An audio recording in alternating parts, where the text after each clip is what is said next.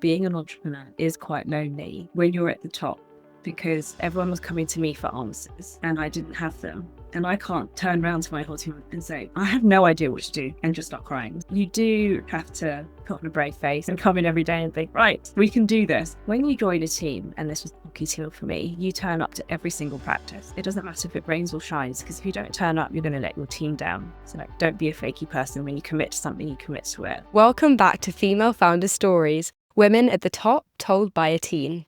I'm Sia Kantaria, and I'm taking you behind the scenes of entrepreneurship, hearing about the grit, the setbacks, and the breakthroughs it takes to build something real, told in a way that makes you think, I could do that too.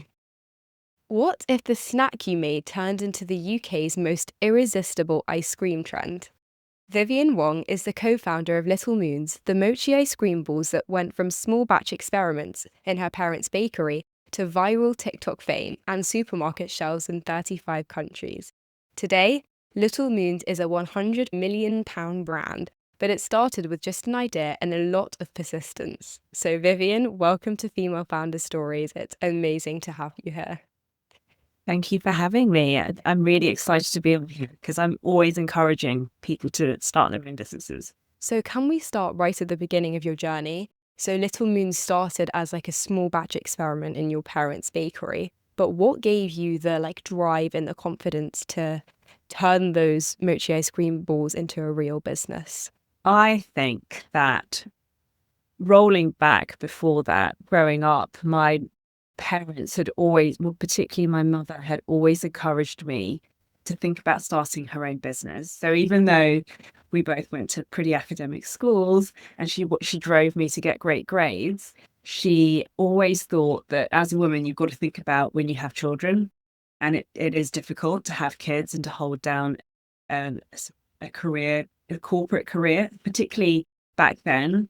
Like we're talking 20 years now, give away age away, 25 years ago. I don't think there was definitely not work from home. I don't think that mothers were as supported in the workplace.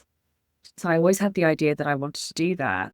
And so I did a lot of work for my parents in their bakery so I could see what it was like to run your own business. And what I saw was that it had to be hard work. It was all consuming. It wasn't just 9 to 5. My parents were working late into the night. They were working all weekends. In fact, the only day that I woke up in the house and my parents were home was Christmas Day. That was the only day they'd take off. Boxing Day, they were back in the office, back in the factory doing things. But I love the passion that they had for their business. They were so into it. They always were talking to each other about it. And there was an excitement in their voice. It wasn't like angry words. It was like, oh, what can we do? Like, let's improve this recipe for our cakes. And over the dinner table, you'd always hear about them getting new clients or just changes in the industry or who's making what cake and things like that. And so I sort of grew up surrounded by entrepreneurship. And I think you think very differently when you run your own business compared to potentially when you're working for someone else. And so I guess when I always knew that I wanted to start my own business. So when I found the idea, my brother and I co-founded the business together. When you say courage, I don't know about courage. I think it's small steps because I never set out to build, a business worth 100 million or whatever's been reported in the press. I just wanted to make something delicious. And I just sort of started small. When you climb Mount Everest, I'm sure you're not looking at the peak. You're looking at just like a couple of meters ahead of you and you just keep going. And that's really how I started. I thought, right, this is our business plan. We're just going to first, let's see if we can make the product. First little mini hurdle. Then when we made the product delicious enough, we were like, right, we need to sell this. How are we going to sell it? And you start strategizing. Well, we can't go straight into the supermarkets because once you get into the supermarkets, no one's going to take it off the shelf because no one knows what mochi is at that time. How can we sample this on a really big scale without it being in the supermarket? Restaurants. Everyone goes to restaurants. They want to try new things. So you're much more likely to try a plate of mochi rather than taking a whole box off the grocery shelves. So we thought, well, let's try and get into restaurants. And so we went to see Japanese chefs because Japanese food was doing really well in the UK back then and continues to do so. And the chefs understood mochi because the Japanese chefs, they know this product. They're like, absolutely, it's very difficult for me to make it in the restaurant. such sticky substance. Your quality is great enough.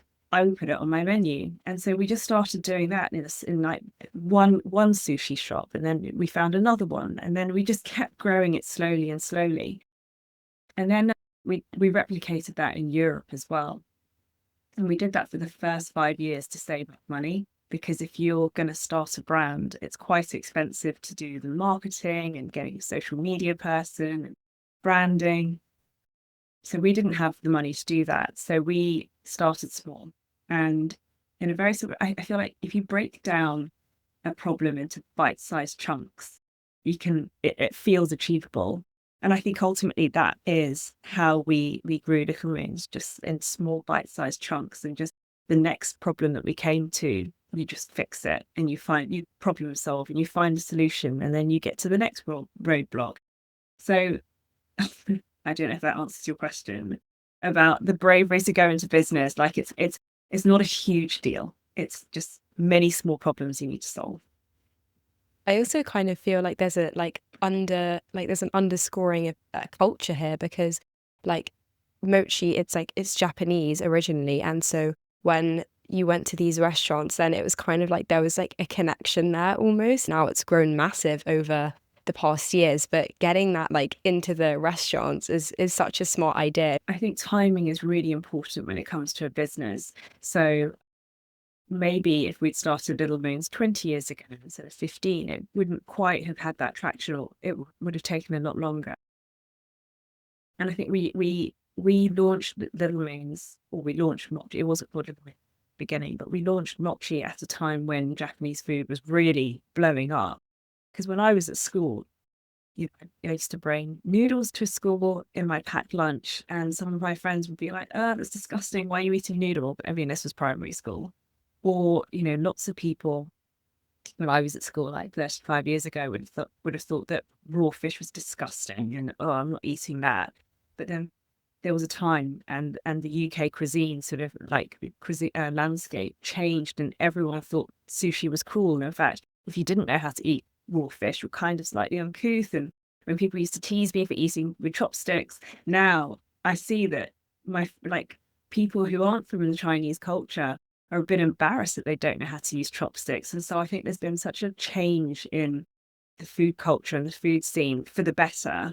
And you can see that in London now is absolutely the center of everything. You can get, I'm going to a Palestinian restaurant for dinner tonight. You can get Ethiopian food, like the most obscure cuisine you can find in London, and people are here for it. So again, it was I caught it on the right timing. The diversity is incredible here. I mean, honestly, the amount of things that you can find from all different cultures. So the mochi, the Little Moons, it went viral on TikTok in like 2021, right? So how did you kind of deal with the kind of the chaos of suddenly being everywhere and getting everything all in one go? It was chaos because we manufacture everything ourselves. And so it was at a time when I couldn't just bring more people into the factory because we're in the middle of COVID. Like everyone had to be segregated. I couldn't buy more machinery because all the factories were closed. It was very hard to get raw materials shipped over. Because if you remember, all the containers were in Western Europe. And actually some of our ingredients comes over from Asia. So it was quite hard to navigate all of that. How did I do it? I would only say it was down to my team. I couldn't have done this without them. Everyone pulled together. They did longer shifts. They worked incredibly hard. We then planned the factory to allow more people to join, as in we had conveyor belts taking things to people as opposed to people passing it and standing very close together. So like I said, whilst I was going through it, it was completely and utterly overwhelming. I had no idea how to do it. It's not something that I've done before. Never scaled a factory as quickly as that. But now I look back again, like I said, it was just whatever problem you just find a solution. And when you're growing that quickly, you probably have 100 problems to solve a day. So it's exhausting, but you just get through it. And I think that just built resilience within myself and within the business and within the team. And then at the end of the week, we didn't die. So we survived. So we're stronger for the next week. And then we just knew that we would get through it. So I think just pulling together as a team. And I think I'm really big on teamwork. And I think the reason where I learned that from, and I always say this, it was Mrs. Sanchez, my PE teacher. She's the head of like Mill Hill School or something like that. Anyway, she said to me, when you join a team, and this was the hockey team for me, you turn up to every single practice. It doesn't matter if it rains or shines, because if you don't turn up, you're going to let your team down. So like, don't be a fakey person. When you commit to something, you commit to it. And that's something that I've carried with me through my life, and it's something that I've shared with my team. And that's it. Like Little Moons would not have grown if it wasn't for the whole team pulling together, and every single person was absolutely instrumental. Like we couldn't have done it without one person. And so I hope no one there felt like a cog, but they were a very important cog. And if one cog broke, then that was it. During COVID, it was different because we thought that we'd have no business because we thought all the supermarkets were closed. We didn't know what was going to happen. So we had to do cash flow statements every day. But you asked me about the business growing very quickly. So again, that was to do with cash flow. Like, where are we going to suddenly buy instead of 50 bags of flour? We need to buy 1,500, and all of this. There's so much to think about. And every single person helped. Like every single person on the production line. If you think you're just a small cog again, you're not. That's really how we got through it. Really interesting. And also, often I think people, I mean, at least I thought one of the downsides when I was thinking about entrepreneurship was that for me, it felt like you weren't working in a team because it's almost like you were the manager. But from what you're saying, it's not like that at all. And it's actually so much teamwork because my mum she's a corporate job. So she has a team who she's constantly working with. She's working with different people all the time. And so when I look at my dad, who's an entrepreneur, sometimes I think, like I feel like he's always working by himself. And who is his team? But I actually think, I mean, from what you said, everyone has a special role to play. And it's actually the team who kept you afloat in COVID because COVID was such a difficult time for everyone. And the fact that your business boosted in COVID must have been even more difficult because getting those raw materials, like you said, from everywhere, which had been closed down, is like, it's difficult to manage. I will say that being an entrepreneur is quite lonely when you're at the top because everyone was coming to me for answers and I didn't have them. And I can't turn around to my whole team and say, I have no idea what to do, and just start crying. I have no idea because everyone's looking to you for answers. And so you do have to put on a brave face and come in every day and think, right, we can do this. Because if you start breaking down, like the team's going to break down too. They look to you for leadership. And that's where it can be quite lonely. But sometimes, it's all right to show vulnerability and say to the team, guys, I have no idea what to do here. Can we have a huddle? Let's get together and find a solution together. And often that builds better teams as well because everyone gets it. So it can be lonely, but you can work your way around it. You can, and if you are starting, then it might not be that you manufacture or you have a team to begin with, because you often do work on your own to start with. It's about network. So network with other people starting their own businesses, because whatever industry you're in, every single business is trying to solve the same problem. How do you find customers? How do you build something? The systems for every business are going to be the same. Just make friends with other entrepreneurs. I think that's great advice. And I've heard it from so many different entrepreneurs in terms of networking. And now, do you have any advice to teenagers, maybe you talked earlier about like an entrepreneurial mindset, or even just about pushing through in like rough times, or certain qualities that you think are not just useful for entrepreneurship, but just useful in everyday life? I think being academic is one thing, right? You leave school and you've got grades. Everyone wants to get straight A's. But what I have learned is I went to an incredibly academic school, but I didn't leave with straight A's, and it leaves you feeling a little bit less than or not good enough. But what's the beauty of being an entrepreneur is that no one judges you for your grades. You're not going to not hire yourself because you got a C in economics. You have so many other skills, people skills, that are going to help you excel in life. So it's not just about academics and sport. And I know it's about, sports. So you learn about teamwork. It's how good you are with people. And it's all those extra factors, even whatever extra job you're getting at the weekend, and you think you're just, I don't know, I'm 16 years old, I'm doing a weekend job. Like, when you go there, just learn. And like I said, you're not just a pointless cog, otherwise you wouldn't be there. Like, you have a very specific role. And as you're doing that job, just look at the wider organization and how it works, how you're being managed. And then you can learn from there what you don't want to be like, what makes that person a really good manager. What was it about all these interactions you're having every day? What's good about it, what's bad about it? And I think the world is where you learn a lot of things when it comes to entrepreneurship, because you see trends. Even if you're you're scrolling in Instagram and your parents are saying it's a complete waste of time, you're actually still learning, right? You're seeing what works. Why is this influencer so good? Why is this brand so great on TikTok? What is it about what they do? So as long as you're engaged and you're not just mindlessly scrolling, I always think there's something to be learned, whatever you're doing. I couldn't agree more with that, actually. And I did waitressing in a cafe, and that taught me so much about dealing with people, or people like weren't happy that they had a 16-year-old waitress, or one guy was allergic to cucumbers, and I was like, what do you mean? How can you be allergic to something that's practically water? But I just had to stay calm and deal with it. And also, you really see the system of how things work, even just working in a restaurant. Like, you see, okay, like when customers come in, you give them their menus, then you wait on the side for a little bit, then you go back. And there's a system to everything. And I think your advice that you just gave is so great, that you learn so many different things by just reaching out to people and through experiences, even work experience sometimes, or even shadowing people. Sometimes you think, oh God, this is going to be the longest, most boring day, but you learn so much about like collaboration, teamwork, and leadership, especially.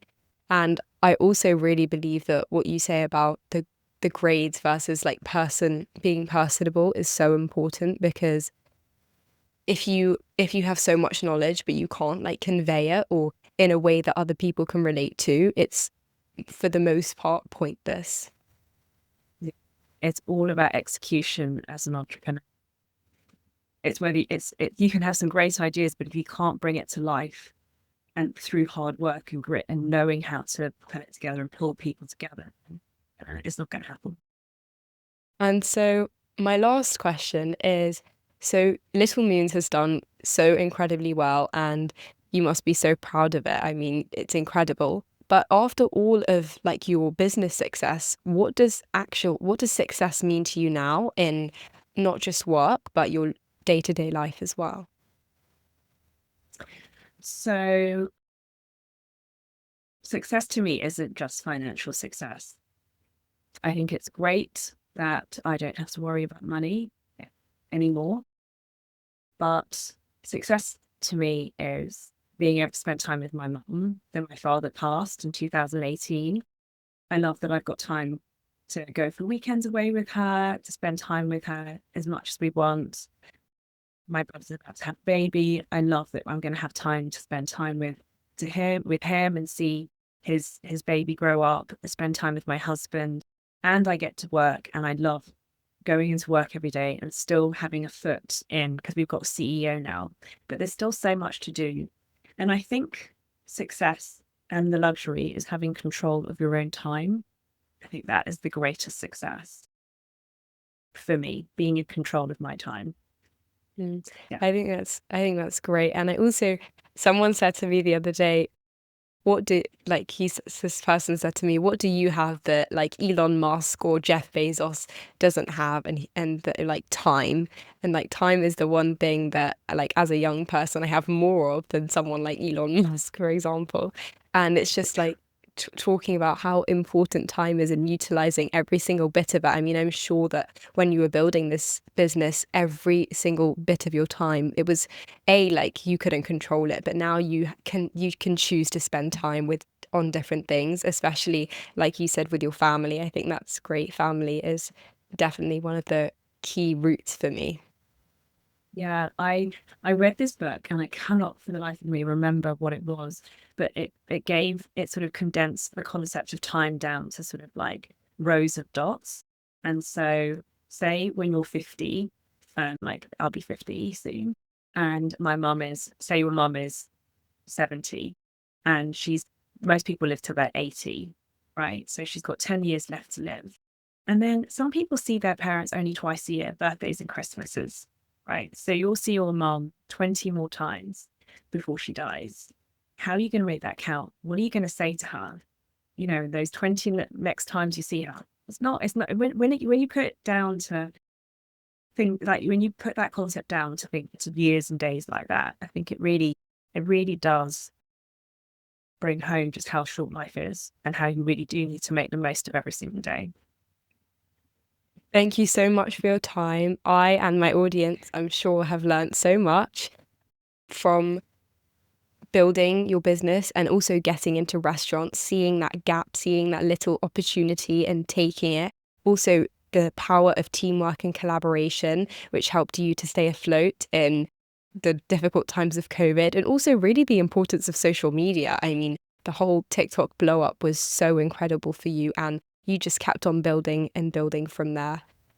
So thank you so much. And for everyone listening, see you next time.